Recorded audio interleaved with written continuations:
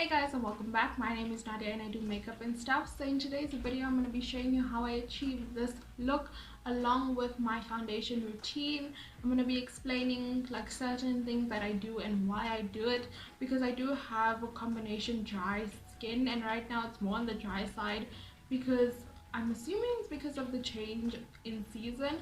But yeah, so I'm going to be showing you what I do, why I do it, and so on and so forth. Before we get started, don't forget to subscribe to my channel. Also give this video a big thumbs up if you enjoy it, and let's get started. So the first thing that I noticed that has improved the way my makeup looks is having some type of a skincare routine. Wow, I sound like such a YouTuber, but it's true. When your skin looks good underneath the makeup, with makeup on top of it, it just looks even better. There's not as much texture. It's a lot smoother. It looks a lot more flawless.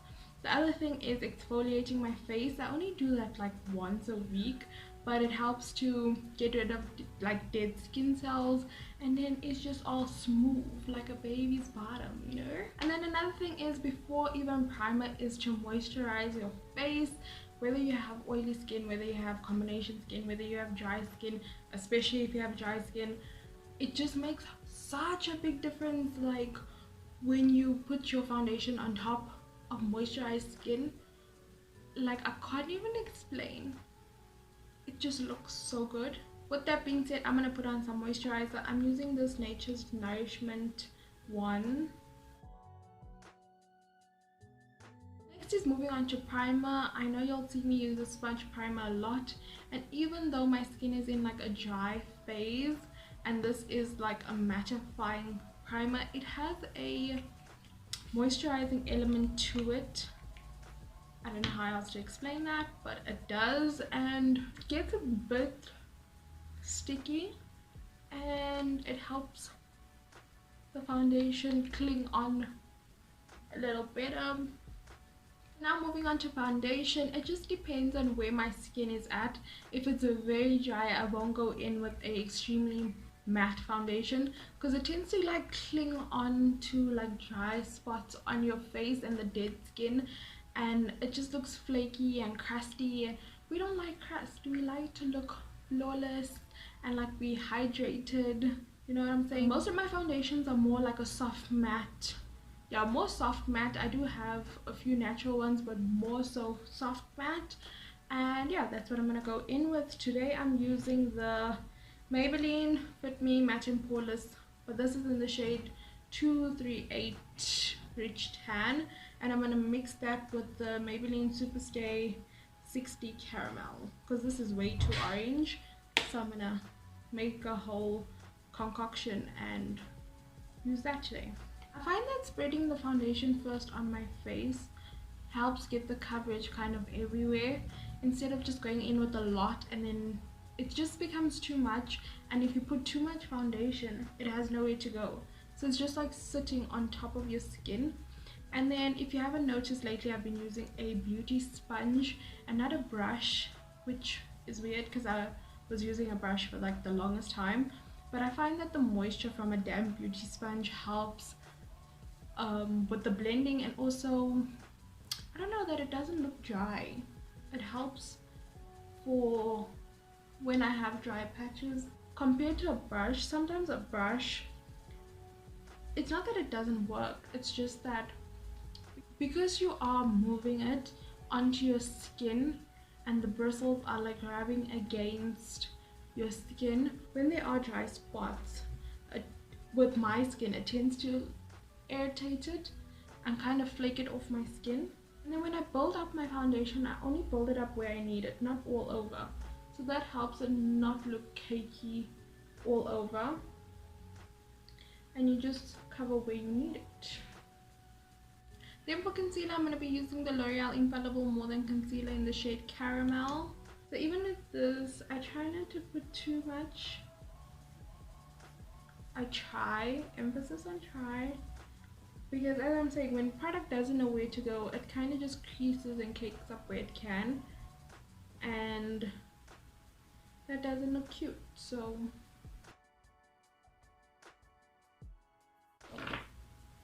I again with my beauty sponge, just blending all of this out.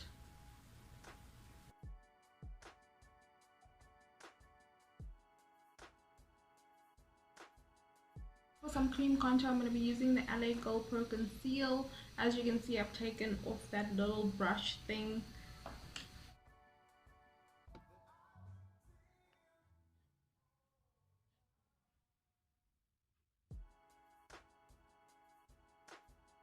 Okay, so once that's all done, I'm just going to go over and make sure there's no creasing in the concealer.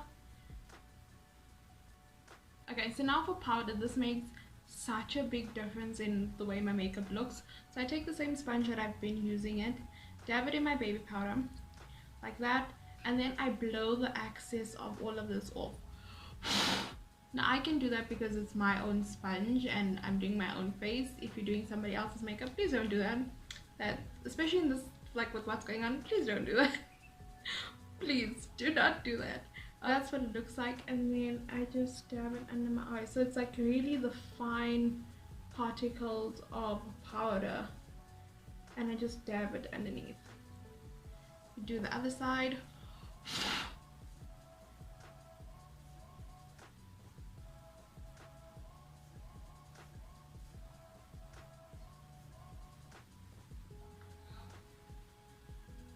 Okay, so this is where I used to make the biggest mistake. Not really big, but it's big for my skin. So when I started off doing makeup, I started watching Patrick Star, and I'm not sure if he still does his makeup like that. I haven't watched a video of his recently, but he bakes his entire face, like the whole thing. He goes in with so much powder, he bakes under his eyes, and my face used to feel so like tight and dry and just looked awful. And I always wondered, like, what am I doing? I'm following what the beauty gurus say. It's not his fault, obviously. Why am I even taking offense for him? But whatever, it's not like he's gonna see this video. But I used to do that, and I used to get so frustrated because my skin looked so flaky. And if you notice, when I did mine, I just went under my eyes just so that doesn't crease, my smile lines so that doesn't crease, and my lids so the concealer doesn't crease.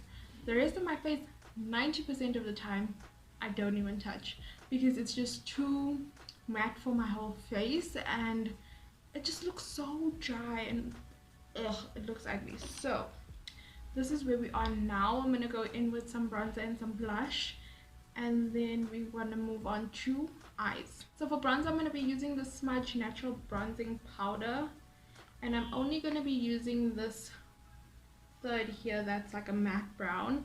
And then for blush, I'm going to be trying out the Smudge Blush Duo. I haven't used this before, and this is in the shade, I think, Roses.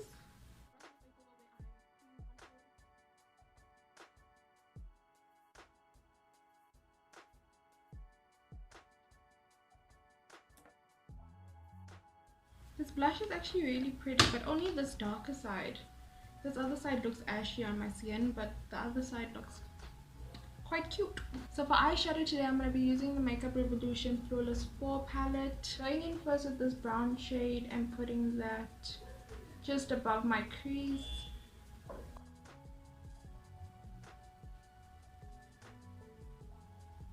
Then taking this grey shade and mixing it with that other brown, and then just adding that to deepen up my crease.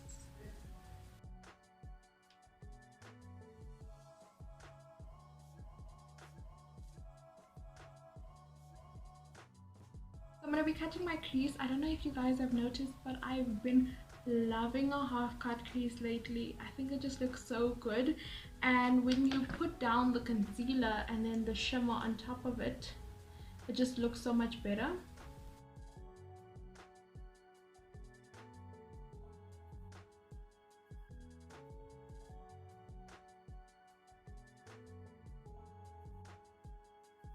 Okay, so I'm taking those browns that I mixed and I'm just going to put that on the outer corner of my eye. Then taking this gold and just putting that where I cut my crease. This is a very like true gold. It's not champagne-y, it's not yellow, it's just gold. taking a mixture of those browns again and just doing my lower lash line. Okay, so then it's been a while since I've done a wing on my channel. I've missed it so much. I do it generally, but not so much on my channel. But I'm going to be using my Essence liquid ink liner. Why is my pinky like that? Alright, so I'm going to be doing that. Is that supposed to be a... Oh, my accents today are trash. But yeah, I'm going to use this to do a wing liner.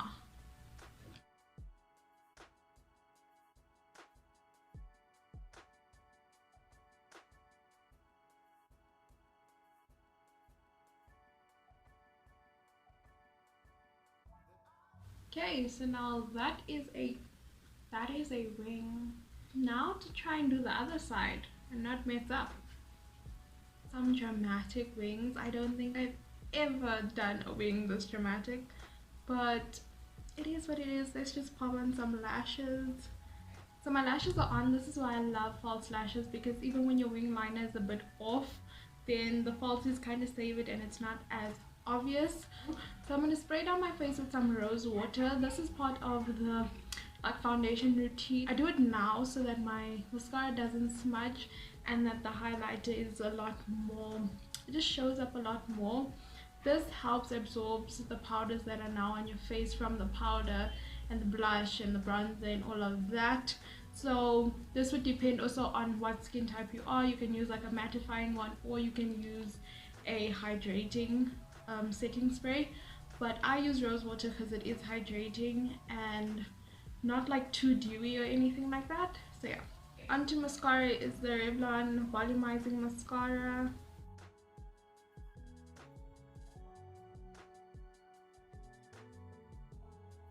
For highlighter, I'm using the Maybelline Face Studio Chrome highlighter in Molten Gold.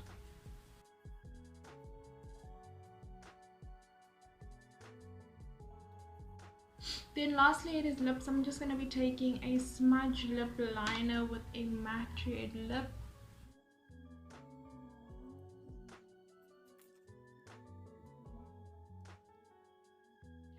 So that's it for today's video, and this is the final look.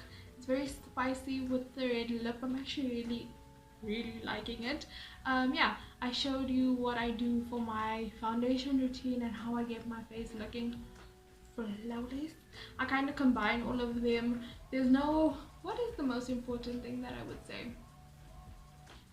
I think skin prep, moisturizing. The skin prep, especially the moisturizing, is important. And if you have dry skin, keeping powders to a minimum. But yeah, that's it for today's video. I hope you guys enjoyed the video. If you did, don't forget to give it a big thumbs up. Thank you so much for watching, and I'll see you in my next video.